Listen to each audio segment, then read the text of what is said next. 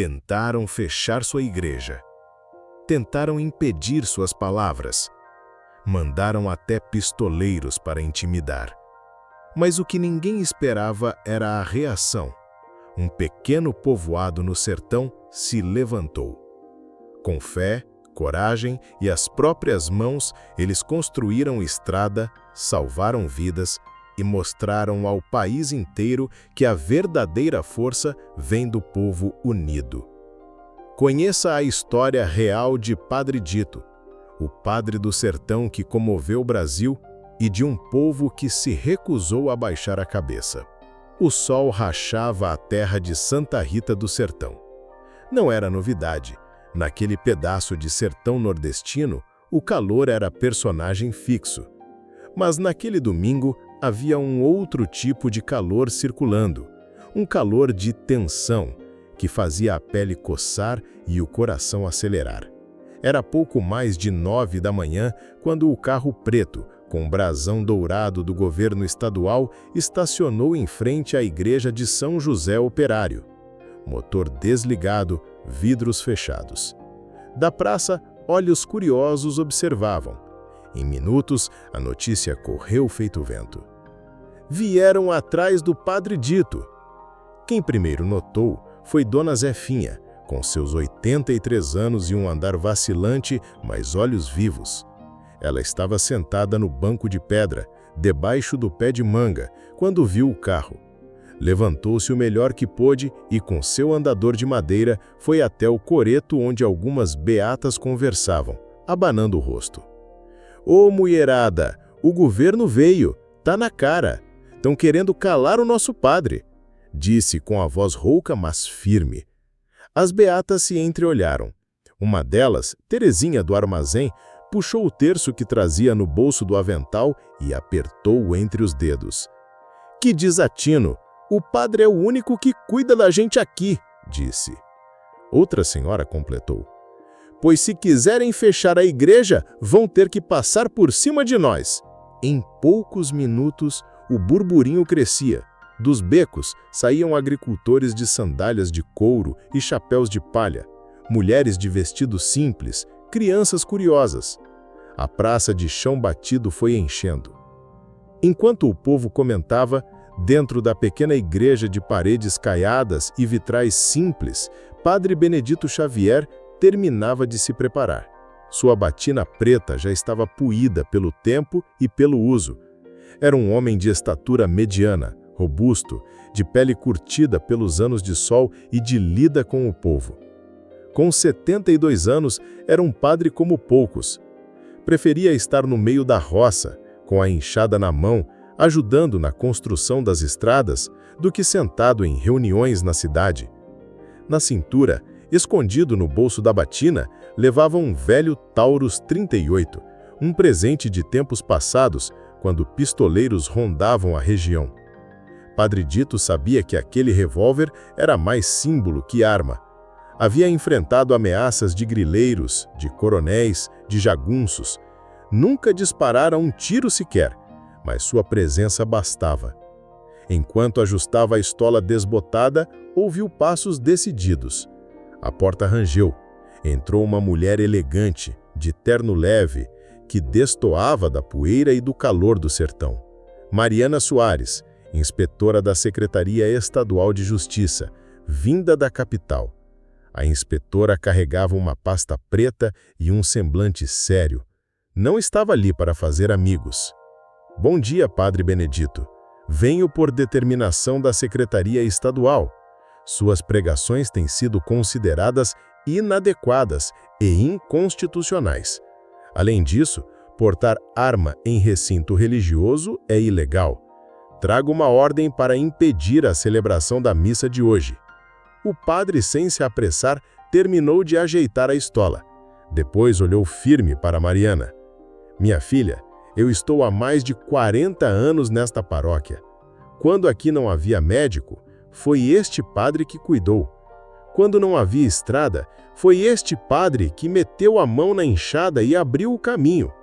Quando a seca chegou, foi este padre que saiu por essas bandas pedindo ajuda. Agora, por causa de um papel, querem impedir que eu fale com o meu povo? A inspetora respirou fundo. Não era fácil enfrentar aquele olhar.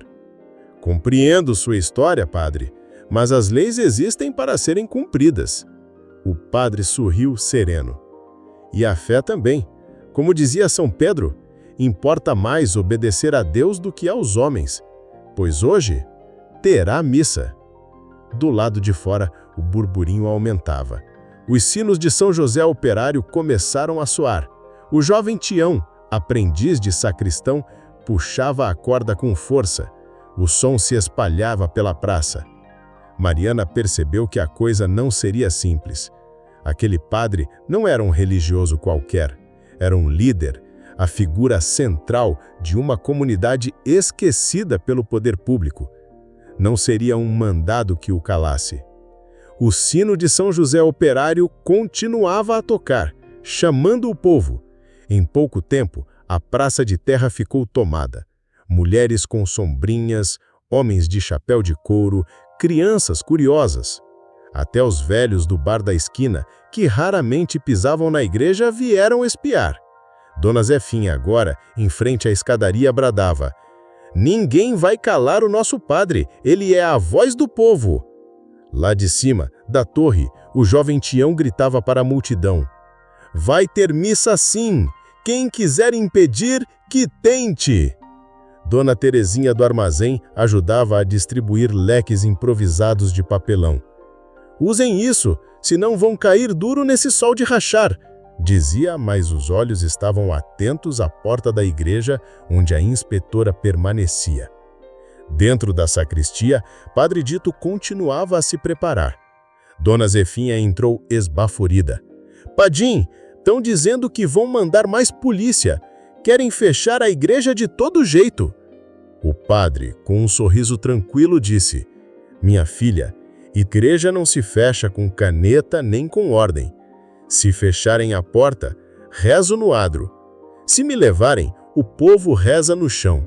A fé mora no coração do sertanejo." Do lado de fora, um grupo de agricultores, homens simples, calejados, começou a organizar uma espécie de cordão humano em volta da igreja. "Se tentarem prender o padre, vão ter que passar por nós", disse Mané Lopes, antigo líder comunitário.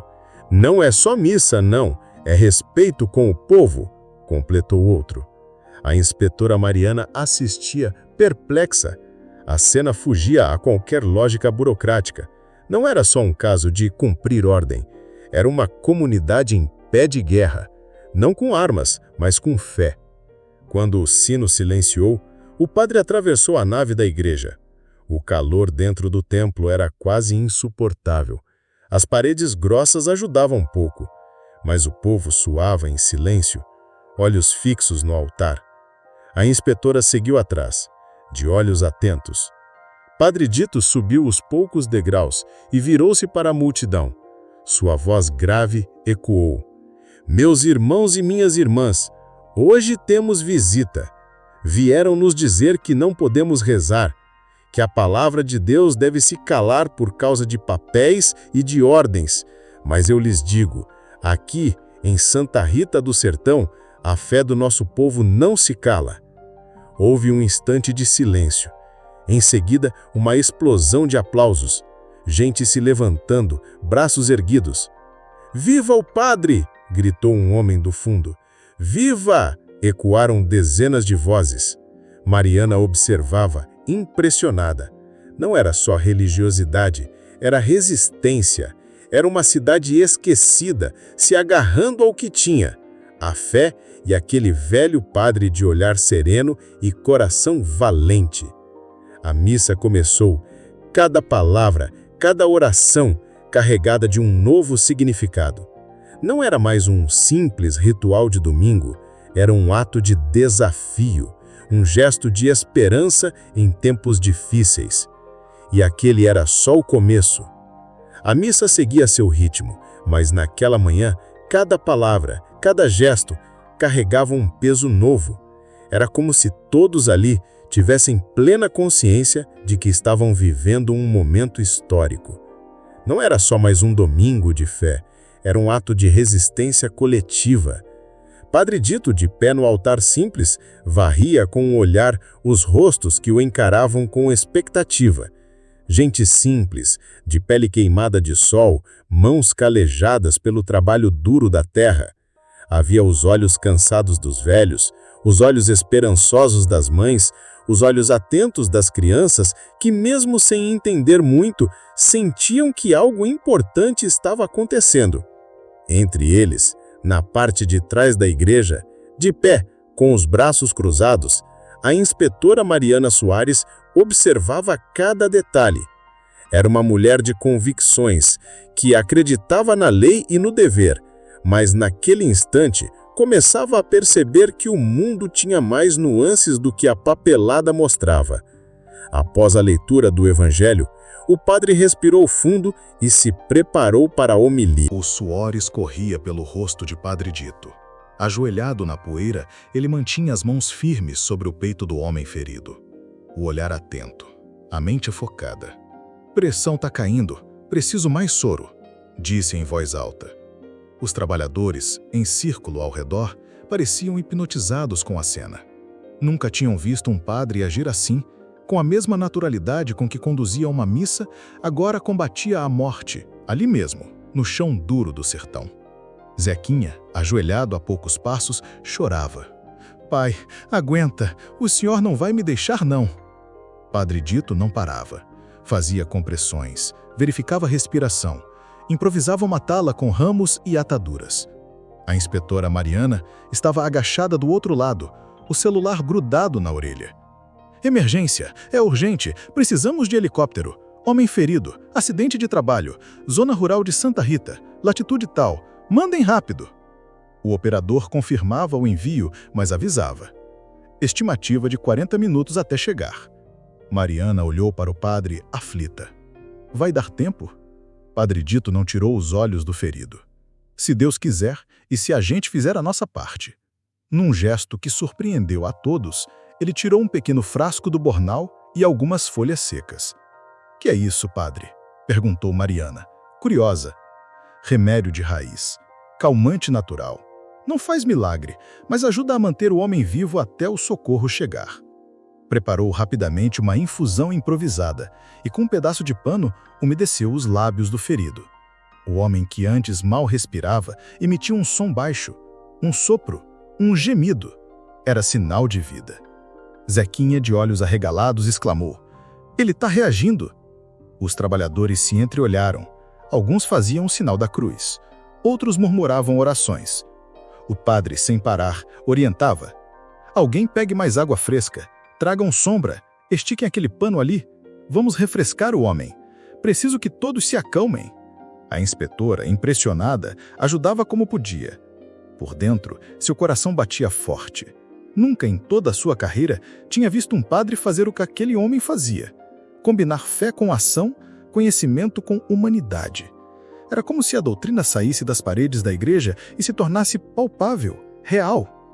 Minutos depois, uma leve brisa trouxe um alívio momentâneo ao calor sufocante. E ali, debaixo de uma lona esticada, o padre continuava seu trabalho incansável. Enquanto isso, nas redes sociais, a notícia já começava a circular. Vídeos do acidente, fotos do padre ajoelhado ao lado do ferido, compartilhadas por trabalhadores, estavam viralizando. Santa Rita, que poucas horas antes era só um povoado esquecido, agora começava a ganhar visibilidade nacional. E tudo isso estava só começando. Passaram-se quase 40 minutos. Pareciam horas. O helicóptero enfim apareceu no céu, o barulho das hélices anunciando sua aproximação. Ao verem o aparelho descendo, os homens vibraram. Zequinha chorava de alívio. "Graças a Deus", dizia. O padre, com a batina suja de poeira e sangue, não demonstrava cansaço. Continuava atento, monitorando o ferido. Quando os paramédicos desceram da aeronave, espantaram-se com a cena. Um velho padre, suado, com um kit de primeiros socorros improvisado, mantinha o homem gravemente ferido e estável. "Padre, o senhor fez um milagre", disse um dos socorristas. O padre sorriu, humilde. "Não foi milagre, foi fé e muito esforço." Os paramédicos assumiram o atendimento. Um deles conferiu os sinais vitais. Impressionante. Está estável. Se tivesse chegado assim sem socorro prévio, não teria sobrevivido. Mariana, que assistia tudo, respirou fundo. Por dentro, já não era mais só uma inspetora. Aquele padre tinha mexido com algo dentro dela. Enquanto o homem era colocado cuidadosamente na maca e levado para o helicóptero, Zequinha correu para o padre. Padre, o senhor salvou meu pai. Com um abraço apertado, emocionado, agradeceu com lágrimas. Meu filho, foi Deus. A gente só ajuda, disse o padre, afagando a cabeça do rapaz. O helicóptero decolou, levando o homem para o hospital da capital. No chão, o padre se levantou com dificuldade. O corpo começava a sentir o esforço. Limpou o suor com um lenço velho, respirou fundo e olhou para Mariana. Inspetora, espero que o senhor Nogueira compreenda agora o que é o trabalho desta paróquia. Mariana, emocionada, respondeu com voz trêmula. Padre, hoje eu vi o que é fé de verdade. Fez uma pausa e acrescentou. Acho que estamos olhando isso tudo de um jeito errado. O padre sorriu. Às vezes, filha, o milagre não é no vitral, é no que a gente escolhe enxergar. Enquanto voltavam para a caminhonete, os trabalhadores o aplaudiam. Uns gritavam, Viva o Padre Dito! Viva o povo do sertão! Ali, sob o sol ardente, nascia algo maior, uma nova consciência, um movimento, uma faísca que em breve incendiaria o coração de Santa Rita e, quem sabe, de muito além. O padre, ao ligar o motor, comentou para Mariana. Agora, vamos voltar. Ainda tem um diretor querendo fechar minha igreja e um povo esperando para rezar. Mariana sorriu pela primeira vez naquela manhã. Padre, não sei se depois de hoje ele vai conseguir. E lá foram eles, na velha caminhonete, deixando um rastro de esperança pela estrada de terra. A caminhonete do padre voltava pela estrada de terra, levantando poeira fina no ar quente da tarde. O Padre Dito, suado, com o rosto ainda manchado pelo sangue do homem que ajudara a salvar, dirigia em silêncio.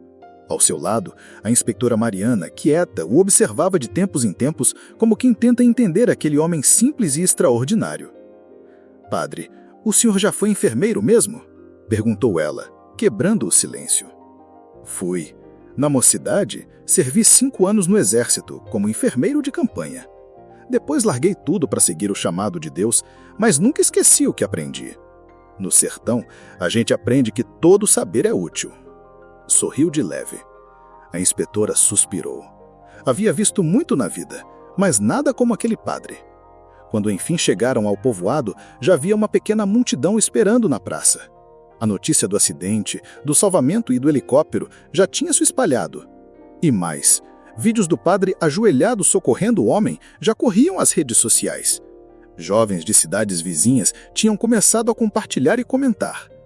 O padre do sertão, padre herói. Isso sim é igreja que ajuda o povo.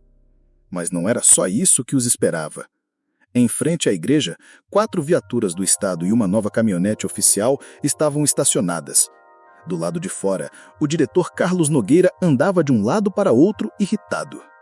Vendo a chegada do padre, ele avançou a passos rápidos, com o rosto vermelho. Padre Benedito, enquanto estávamos aqui aguardando o cumprimento da ordem, o senhor desafiou as autoridades e abandonou a paróquia. O padre desceu da caminhonete com calma. Doutor, fui salvar uma vida. Se isso é crime, pode me prender. Os murmúrios começaram. O povo se aproximava, formando um círculo em volta dos dois. Dona Zefinha, com andador, veio logo. Prender o padre, depois de salvar aquele homem? É uma vergonha. É um absurdo, gritou outro. O diretor Nogueira, percebendo a hostilidade crescente, respirou fundo e disse: Padre, tenho aqui um novo mandado. Ordem superior. Se o senhor insistir em continuar suas celebrações e pregações, sua paróquia será interditada por tempo indeterminado. Mostrou um envelope carimbado. O padre pegou o papel, leu calmamente. Depois levantou os olhos. Doutor, papel não fecha a fé. Se o senhor quer interditar as paredes da igreja, pode tentar.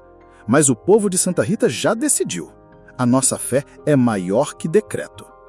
Os aplausos explodiram. Mariana, observando de longe, sentia um turbilhão de sentimentos. Aquilo não era mais uma questão burocrática. Era uma revolta popular latente, uma faísca que poderia incendiar a região. Um jovem da cidade vizinha, com o celular na mão, transmitia tudo ao vivo. Olhem o que está acontecendo em Santa Rita. Querem calar o padre que ajudou o povo. A situação era tensa. Qualquer movimento em falso poderia haver confronto. Padre Dito então respirou fundo e falou alto para todos. Amanhã, às 6 da manhã, estarei no adro. Quem quiser rezar, que venha. Quem quiser ouvir a palavra, que venha. Não há papel que calhe o sertão. Mais aplausos, mais celulares no ar. O movimento crescia. Nogueira, vermelho, apertou os punhos. A inspetora Mariana, aproximando-se, tocou no ombro do superior. Diretor, recomendo cautela. Forçar essa ordem hoje pode trazer problemas sérios. O diretor bufou, mas sabia que ela tinha razão. Não acabou, padre. Voltaremos, disse a fim, recuando. Mas já era tarde. Santa Rita do Sertão acordara. Naquela noite, Santa Rita não dormiu. Em cada casa, em cada beco, nos bares e armazéns, o assunto era só um: a ameaça de fechamento da igreja e o desafio do padre. Vídeos do acidente, do padre ajudando o homem, da fala desafiadora na praça, tudo circulava na internet. Grupos de WhatsApp se enchiam de mensagens. Amanhã vamos lá. Ninguém cala o padre Dito. Vamos proteger nossa igreja. Mesmo de cidades vizinhas, agricultores, estudantes, pequenos comerciantes começaram a se mobilizar. Na casa paroquial, Padre Dito preparava um simples café. Dona Zefinha, que teimava em ficar para ajudado, suspirava. Padim. Seguiu-se uma improvisada intervenção cirúrgica à sombra de uma árvore retorcida pelo tempo, sob o olhar atento e silencioso de todos. Com concentração absoluta, o sacerdote trabalhou por cerca de 20 minutos, suas mãos hábeis e firmes, limpando a ferida, suturando vasos sanguíneos rompidos e aplicando técnicas avançadas de primeiros socorros que poucos leigos dominariam. Todos observavam em um silêncio quase sagrado aquela luta entre a vida e a morte. Juninho, ajoelhado ao lado do pai, rezava em voz baixa, as lágrimas escorrendo livremente. Os trabalhadores formavam um círculo protetor ao redor, alguns com os chapéus contra o peito, outros murmurando orações antigas, seus rostos uma mistura de medo e esperança. A delegada Antônia, que havia conseguido contato com a emergência em São José do Rio Preto e pressionava para que o helicóptero fosse despachado com urgência, observava assombrada. Aquele era o mesmo homem que ela havia ido interditar a igreja, agora ali, no meio do nada, lutando para salvar uma vida com habilidades que nenhum padre comum teria. Era uma imagem que desconstruía todas as suas preconcepções. Em um momento crítico, quando parecia que o ferido havia parado de respirar, um calafrio percorreu o grupo. Padre Tião, sem interromper seu trabalho médico, fez algo inesperado, misturando fé e pragmatismo. Com a voz embargada, ele começou a recitar a unção dos enfermos, alternando as palavras latinas com instruções rápidas e precisas a Dona Zefa sobre as ervas e compressas. Em seguida, para o espanto de todos, ele sacou seu revólver do coldre improvisado e o colocou cuidadosamente sobre o peito do ferido, que mal respirava enquanto continuava a rezar em voz alta, agora com mais fervor. "O que ele está fazendo?" sussurrou a delegada, alarmada, seus olhos arregalados de espanto. "É o jeito dele", respondeu um trabalhador com a voz embargada. "O revólver tem uma relíquia do Sagrado Coração na coronha. Ele diz que representa força e proteção contra a morte e o mal. É o estilo dele. A fé dele é assim, padre e pistoleiro, mas salvador." Seja pela intervenção médica precisa, pelas orações fervorosas, pela presença da relíquia ou pela resistência natural do homem, o ferido, para a alegria de todos, tossiu fracamente e abriu os olhos, seus lábios se movendo num sussurro inaudível. Um murmúrio de assombro e alívio percorreu o grupo. Juninho correu para o lado do pai, ajoelhando-se e chorando de alívio, a mão apertando a do pai. Padre Tião, com o rosto banhado em suor e as mãos manchadas de sangue, sorriu, cansado, mas vitorioso. Vai sobreviver, meu filho, vai sobreviver, mas ainda está crítico. Precisamos mantê-lo estável até que o helicóptero chegue. Dona Zefa, mais com pressa. Durante a meia hora seguinte, Padre Tião não se afastou do ferido um segundo sequer, monitorando seus sinais vitais com a perícia de um médico experiente e aplicando os remédios tradicionais de Dona Zefa para manter a pressão arterial e combater a dor. A delegada Antônia mantinha contato constante com os serviços de emergência, pressionando para acelerar a chegada do helicóptero médico, descrevendo a gravidade do caso e a intervenção em comum. A notícia do milagre no canteiro de obras começava a se espalhar como o vento. Alguns trabalhadores, usando seus celulares simples, haviam transmitido partes do dramático resgate por redes sociais, em vídeos tremidos e áudios com chiado. A imagem do padre ajoelhado na terra, com seu revólver sobre o peito do moribundo que voltava à vida, era poderosa demais para ser ignorada. Finalmente, após o que pareceu uma eternidade, ouviu-se o som inconfundível do helicóptero se aproximando, um zumbido crescente no céu azul. Padre Tião se levantou com dificuldade, suas articulações rangendo, os joelhos entumecidos após permanecer tanto tempo na mesma posição. A delegada Antônia se aproximou dele. Sua expressão já não mostrava a hostilidade oficial de antes, mas sim um misto de respeito e perplexidade. Isso foi impressionante, padre. Eu realmente não esperava ver algo assim quando saí de São José do Rio Preto para interditar uma igreja rural. O anciente sacerdote limpou as mãos em um pano úmido, tirando o sangue e a terra, antes de responder, com um brilho nos olhos. A vida raramente nos dá o que esperamos, delegada, mas sempre nos dá oportunidades para ver além dos nossos papéis, das nossas ordens e dos nossos preconceitos. É só a gente estar com o coração e os olhos abertos. O helicóptero pousou em um espaço descampado próximo, levantando nuvens de poeira e folhas secas. Os paramédicos desceram rapidamente com equipamento especializado e, após consultar brevemente o padre sobre o que havia sido feito, prepararam o ferido para o translado. Juninho, antes de subir ao helicóptero para acompanhar o pai ao hospital, abraçou o sacerdote com força, suas lágrimas molhando a batina suja. "Obrigado, padre! Meu pai sempre disse que o senhor era um santo, mesmo dizendo palavrão e usando pistola." Seu pai é o verdadeiro herói, Juninho, trabalhando para construir um caminho melhor para a comunidade dele. Diz para ele, quando acordar, que o lugar dele na obra vai estar esperando e que a família dele não vai passar perto. A paróquia vai cuidar de tudo. Deus proverá. Enquanto o helicóptero se elevava aos céus, transformando-se num ponto no horizonte, Padre Tião se voltou para a delegada com expressão serena, mais desafiadora, um brilho de vitória em seu olhar cansado. "Então, delegada, ainda quer interditar minha igreja? Acha que esse povo merece ficar sem a sua casa de fé?" Ela observou ao seu redor. Os trabalhadores voluntários, muitos deles lavradores, que haviam largado suas roças para construir uma estrada que o governo havia prometido por décadas.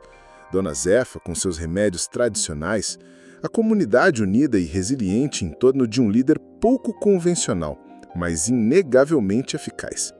A imagem daquele homem, padre e enfermeiro, pastor e pistoleiro, curandeiro e construtor, era complexa e poderosa.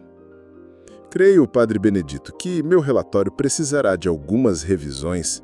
Talvez devamos reconsiderar nossa abordagem a este caso. Há mais aqui do que os papéis mostram. Fico feliz em ouvir isso, delegada. É um bom começo.